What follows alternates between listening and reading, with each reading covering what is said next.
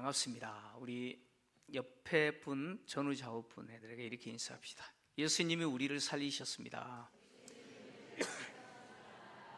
네. 그 1부, 2부 때 부활하신 주님께 우리가 영광의 박수를 올려드리면서 그냥 박수한 게 아니고, 그 운동선수가 우승하면은 막 환호하고 박수하잖아요. 그죠? 네. 여러분, 공연장에 가면요, 멋지게 공연한 사람도 기립해서 박수를 막 하거든요. 근데 우리 주님이 부활하시고 나에게 그 부활의 생명을 주셨는데 우리가 가만히 있으면 되겠습니까? 그 부활하신 주님께 우리가 영광의 박수를 올려드리는데, 내가 할 수 있는 최고의 환호로, 부활하신 주님, 부활의 첫 열매로 우리에게도 부활을 주신 그 주님께 영광의 박수를 올려드리겠습니다. 우!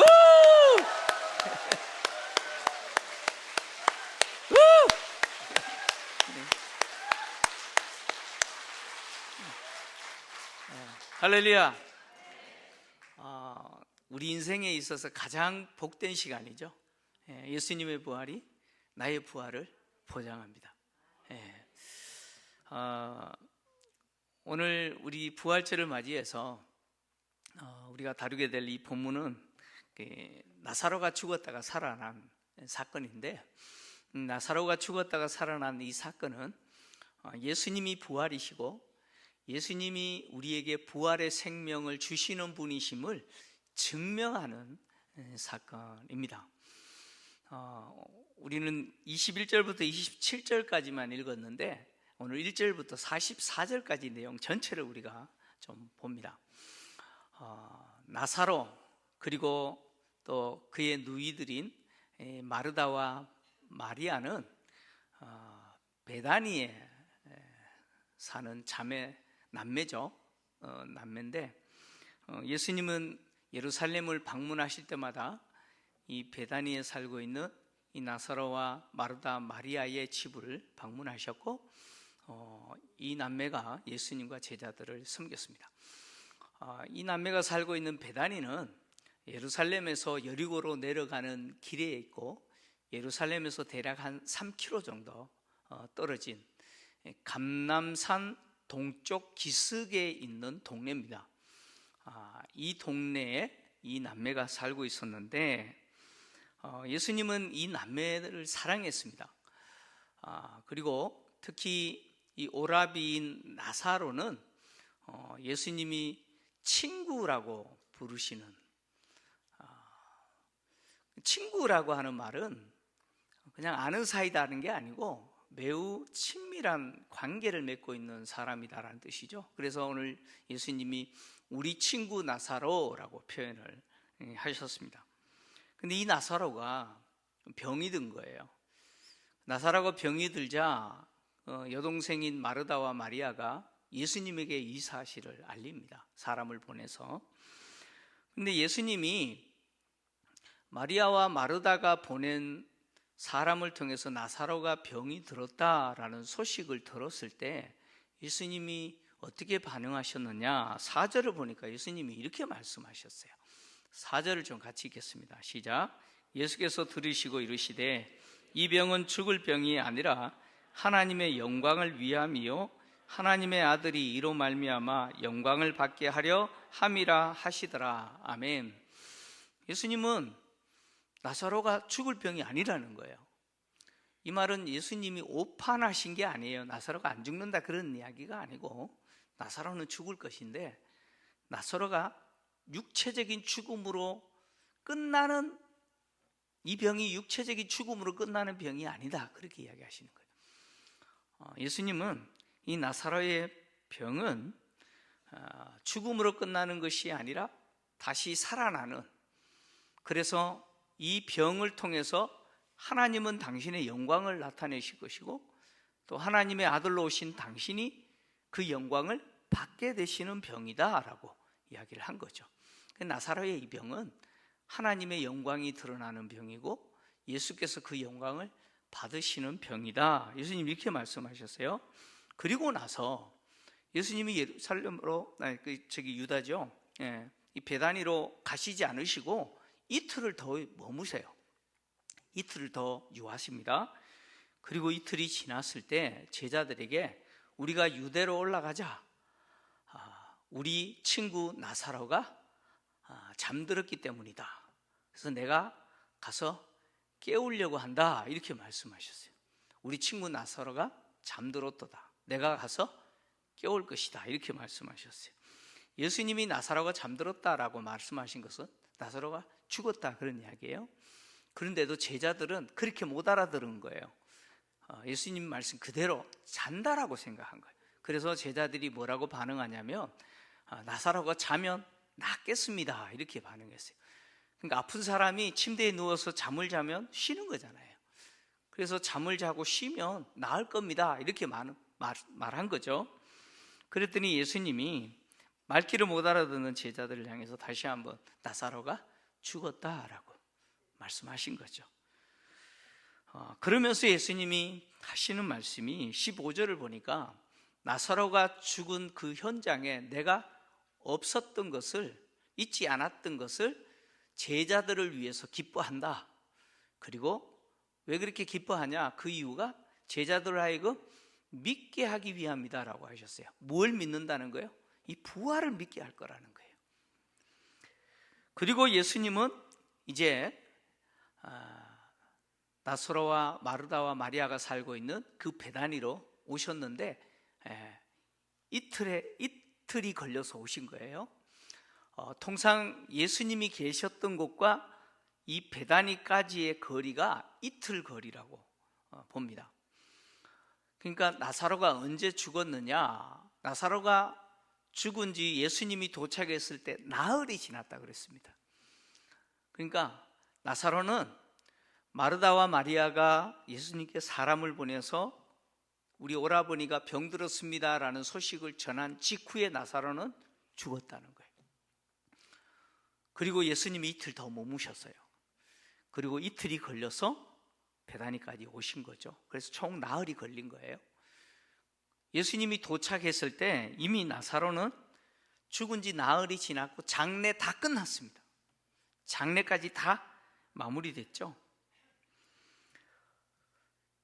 예수님이 오신다는 소식을 듣고 마르다가 예수님을 영접하면서 뭐라고 이야기하느냐? 주께서 여기 계셨더라면 내 오라버니가 죽지 아니하였겠나이다 이렇게 이야기합니다. 그러니까 마르다와 마리아가 예수님께 나사로가 병들었다는 소식을 전할 때는 예수님이 빨리 오셔서 고쳐달라 이런 거죠. 마르다는 예수님이 계셨으면 우리 오라버니 고쳐주셨을 거라는 거예요. 그래서 안 죽었을 거라는 거예요. 근데요 이미 끝나버렸죠. 이미 오라버니는 죽었고 장례까지 다 마무리했어요. 예수님이 너무 늦게 오신 거죠. 이미 죽은 지 나흘이나 지나버렸습니다. 마르다가 이렇게 예수님이 계셨으면 우리 오라버니가 안 죽었습니다 라고 고백하면서 또 이상한 말을 해요. 이상한 말을 합니다. 뭐라고 말을 하냐? 그러나 나는 이제라도 주께서 무엇이든지 하나님께 구하시는 것은 하나님이 주실 줄을 아나이다. 이렇게 이상한 말을 해요. 이게 무슨 말일까요? 오해하면 안 됩니다. 마르다가 지금 이미 우리 오빠는 죽었고 장례까지 마무리했지만 예수님이 지금이라도 우리 오빠 살려달라고 하나님께 기도하면 우리 오빠 살 겁니다 라고 말한 게 아니에요. 왜 그렇게 말한 게 아니냐면 예수님이 뒤에 나사로가 다시 살 거다라고 했을 때 마르다가 뭐라고 고백했냐면 네, 마지막 날에 우리 오라버니가 부활할 줄 내가 압니다 이렇게 고백했거든요. 그러니까 지금 마르다가 이제라도 주님께서 무엇이든지 하나님께 구하면 하나님이 들어주신 줄 내가 압니다라고 말한 것은 무슨 의미냐면 나사로가 비록 죽었지만 주님과 친밀한 관계를 과거도 맺었고 지금 죽은 상태지만 지금도 예수님과 친밀한 관계 속에 있다는 거예요. 그래서 주님이 하나님께 우리 오라버니의 그 부활을 위해서 기도하시면 우리 오라버니가 마지막 날에 다시 살아날 겁니다. 부활할 겁니다. 나 그거 믿습니다. 이렇게 이야기한 거예요.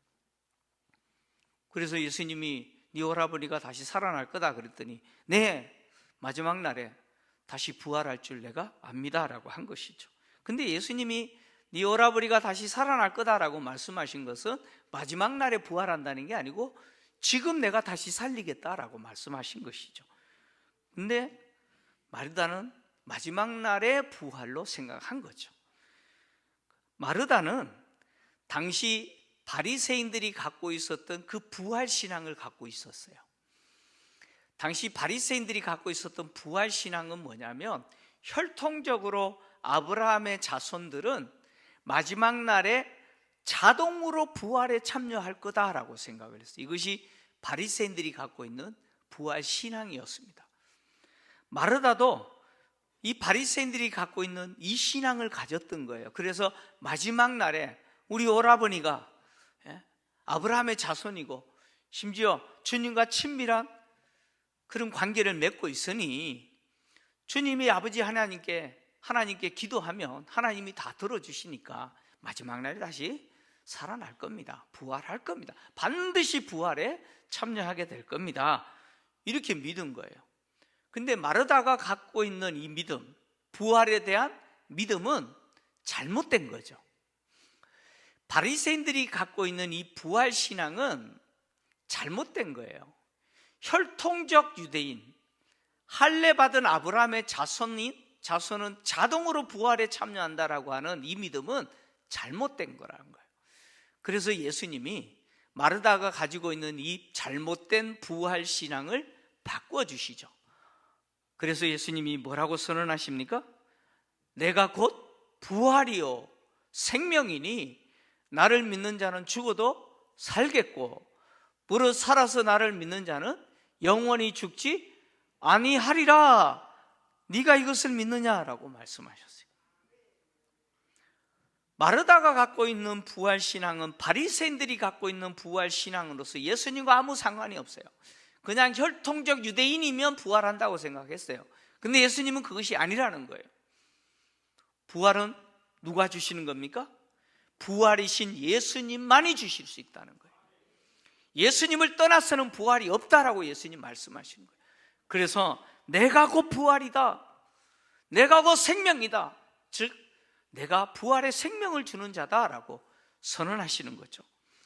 요한복음에 보면 예수님이 당신이 하나님이 보내신 그리스도 메시아이심을 증명하기 위해서 중요한 수로를 사용하세요. 그 수로가 에고에이미라고 하는 수로인데 나는 뭐뭐이다 라는 수로죠.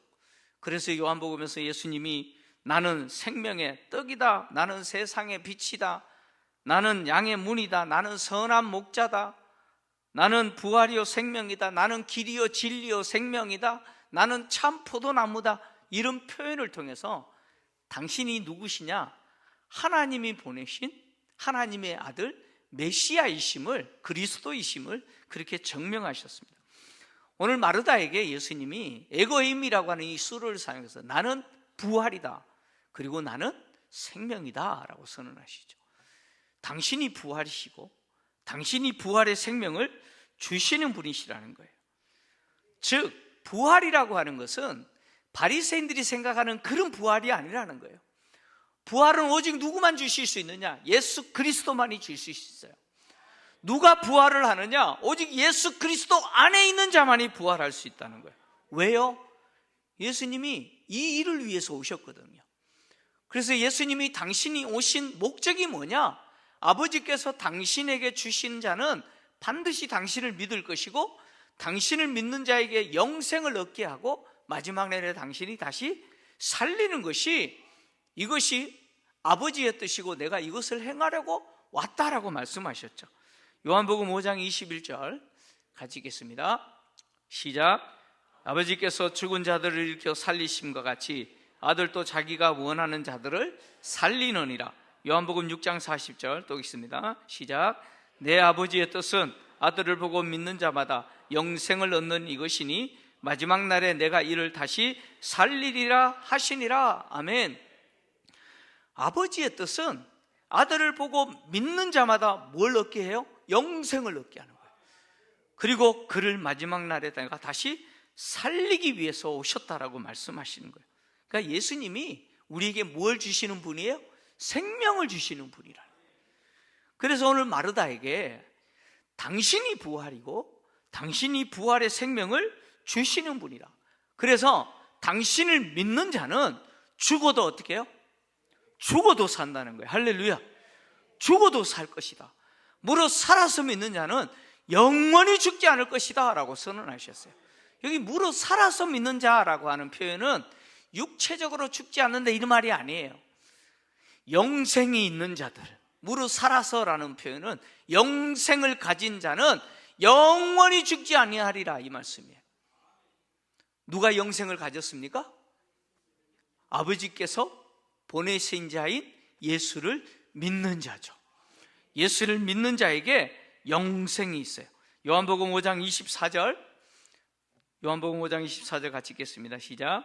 내가 진실로 진실로 너희에게 이르노니 내 말을 듣고 또 나 보내신 이를 믿는 자는 영생을 얻었고 심판에 이르지 아니하나니 사망에서 생명으로 옮겼느니라. 아멘. 내 말을 듣고 나 보내신 이인 하나님, 나와 하나님을 믿는 자는 뭘 얻었다고요? 영생을 얻었고 얻을 것이다가 아니에요. 이미 영생 얻었다는 거예요. 영원한 생명 가졌다는 거예요. 그래서 이 영원한 생명을 가진 자는 내가 반드시 살린다. 반드시 살리신다는 거예요, 주님이. 그래서 영생을 소유한 자는 영원히 죽지 않는다라는 이 복을 누리게 될 거라는 거예요. 육체의 생명은 언젠가는 끝납니다. 80년, 90년, 100년을 살아도 육체의 생명은 끝나요. 그러나 주님이 우리에게 주시는 생명은 끝나지 않는 영원한 생명인 줄 믿습니다. 그래서 주님을 믿는 자에게 영생이 있고 그 영생을 가진 자들은 영원히 죽지 않는 복을 누리게 되는 것이죠. 그래서 마르다에게 네가 이것을 믿느냐라고 물으셨죠.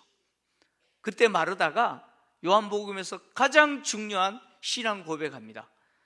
요한복음 11장 27절 같이 읽겠습니다. 시작. 이르되 주여 그러하외다. 주는 그리스도시요 세상에 오시는 하나님의 아들이신 줄 내가 믿나이다. 아멘. 마태와 마가와 누가복음은 베드로가 신앙 고백해요. 근데 요한복음은 누가 신앙 고백해요? 마르다가 신앙 고백해요. 주여 그러하외다. 믿습니다. 주님이 부활이시고 주님이 부활의 생명을 나에게 주시는 줄 믿습니다. 그래서 나에게 부활의 생명을 주시는 그 주님은 당신은 그리스도시고 세상에 오시는 하나님의 아들이신 줄 내가 믿습니다. 마르다가 이렇게 고백했다는 거예요. 마르다의 이 고백은 예수님이 부활하시고 예수님이 우리에게 부활의 생명을 주시는 분임을 인정했다는 거예요. 그래서 부활은 바리새인들이 말하는 그 부활이 아니고 예수 안에 부활이 있고, 그래서 예수를 믿는 자는 죽어도 살고 영생을 소유한 자는 영원히 죽지 않는 이 부활의 복을 누리게 될 거다라고 하는 걸 마르다가 인정한 것이죠. 마르다의 신앙 고백을 들으신 예수님이 이제 당신이 부활이시고 당신이 부활의 생명을 주시는 분이심을 증명하는데, 무엇으로 증명하느냐? 죽은 나사로를 다시 살리시는 것을 통해서 증명하세요. 그래서 예수님이 어디를 가시냐? 이미 죽은 지 나흘 됐고 장례까지 다 마무리한 나사로의 무덤으로 가세요. 그리고 무덤 문을 어떻게 해요? 옮겨라 라고 이야기하세요. 자, 요한복음 11장 38절에서 40절 같이 읽겠습니다. 시작. 이에 예수께서 다시 속으로 비통히 여기시며 무덤에 가시니 무덤이 굴이라 돌로 막았거늘 예수께서 이르시되 돌을 옮겨 놓으라 하시니 그 죽은 자의 누이 마르다가 이르되 주여 죽은 지가 나흘이 되었음에 벌써 냄새가 나나이다. 예수께서 이르시되 내 말이 내가 믿으면 하나님의 영광을 보리라 하지 아니하였느냐 하시니. 아멘. 돌을 옮겨 놓으라 그러니까 마르다가 아니 죽은 지 지금 나흘이나 지났는데 지금 썩어 냄새가 납니다. 여러분, 이 시체의 악취가요, 진짜 끔찍합니다. 지금 그런 상태인데 지금 왜 무덤 문을 열라고 하시는지 이해가 못하는 거예요. 그죠? 그랬더니 예수님이 마르다에게 하시는 말씀이, 내 말이 네가 믿으면 영광을 보리라 하지 않았느냐. 이 말이 무슨 말이에요? 내가 부활이요 생명이다. 그래서 나를 믿는 자는 죽어도 살겠고 무릇 살아서 나를 믿는 자는 영원히 죽지 아니하리라 라고 하는 거, 그거 믿는다라고 네가 이야기했지 않느냐. 그래서 그 믿음을 내가 증명하여서 너로 하여금 뭘 보여줘요? 내가 부활이요 생명을 주시는 분인 줄 드러내겠다. 당신이 영광을 누리시고 그 영광을 보여주시겠다라고 지금 말씀하시는 거예요. 그리고 예수님은 하나님께 기도하죠. 돌문을 열게 하시고 하나님께 기도하시면서 예수님은 아버지께 그렇게 기도해요. 아버지는 항상 내 기도를 들으시는 줄 믿습니다. 내 기도를 항상 들으신다는 거예요. 그리고 내가 지금 이 일을 하려고 하는 것은 나를 위함이 아니라 오라버니의 죽음 때문에 애통하고 있는 마르다와 마리아, 그리고 나를 따르는 이 제자들, 그리고 마르다와 마리아를 위로하기 위해서 이곳에 모인 수많은 유대인들, 그들로 하여금 믿게 하기 위함입니다. 내가 부활이요, 내가 부활의 생명을 주는 분임을 믿게 하기 위함입니다 라고 기도하신 이후에 무덤을 향해서 큰 소리로 나사로야 나오라 라고 외치셨어요. 그랬더니 44절에 보니까 죽은 나사로가요 어떻게 나옵니까? 보니까 수족을 배로 동인 채로 머리에는 수건을 덮어 쓰고 나와요. 이게 무슨 이야기냐면, 나사로는 유대인들이 장례를 치르는 관습 그대로 장례를 치렀다는 거예요. 나사로가 죽었다가 살아난 사건을 도저히 믿지 못하는 사람은 이 본문을 어떻게 이해하냐면, 나사로가 기절했다가 깨어났다는 거예요. 여러분, 나사로가 기절했다가 깨어났어요? 나사로는 완전히 죽었다가 살아난 거예요. 여러분, 유대인들이 그들의 장례법에 따라서 완전히 죽은 자를 그렇게 장례 치렀어요. 그리고 나흘이 지났어요. 그런 나사로를 주님이 다시 살리신 거예요. 왜 주님이 다시 살리셨어요? 그 이유가 무엇입니까? 당신은 누구세요? 당신이 부활이시라는 거예요. 당신이 부활이시고 당신이 부활의 생명을 주시리라는 분이라는 사실을 그렇게 증명하시는 거예요. 예수는 나사로를 살리셨을 뿐만 아니라 이제 당신이 십자가에 죽으시고 그 무덤에 갇히셨어요. 그리고 3일 만에 그 무덤 문을 직접 여시고 주님이 부활하셨습니다. 그리고 그 부활을 통해서 오늘 당신을 믿고 따르는 자들에게 무엇을 약속하십니까? 부활을 약속하십니다. 부활을 약속하시는 거죠.